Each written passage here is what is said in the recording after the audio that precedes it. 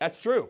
There would be, I mean, it's like this. It's like the preacher got up and said, I have good news and I have bad news. The good news is all that we need to win the world to Christ, we have.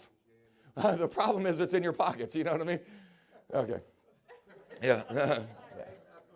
They had made a promise, this Corinthian church, and now it was time to do it. Now, there's a couple thoughts I want to give you, and we'll get right into it. Make sure, maybe jot these notes down if you would tonight. Number one, notice, first of all, our example. Verse number 9, we find Jesus, and I mentioned this last night, and it was the main point last night, was Jesus is our example. Our Lord Jesus Christ. This is why Jesus came. When you think about it, having the heart of God, we want the heart of God. I think about Nehemiah. You know, Nehemiah got close to God. He prayed and he fasted and he mourned and he wept. He got close to God. And when he got close to God, God began to show Nehemiah what he wanted Nehemiah to do. And Nehemiah said, okay, I'm done being the king's cupbearer. I'm going back to build the walls because I have been close enough to the heart of God that this is what I know the heart of God is, and I'm going to go and do it. And so when you think about the heart of God is the souls of men and women, boys and girls.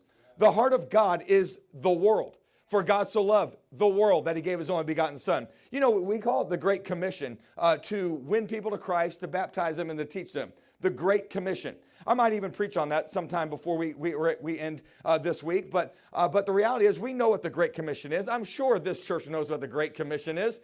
That is our marching orders. That is the last thing Jesus really said. He said it in Matthew, he said it in Mark, he said it in Luke, he said it in John, and he said it in Acts. Go into all the world and preach the gospel to every creature.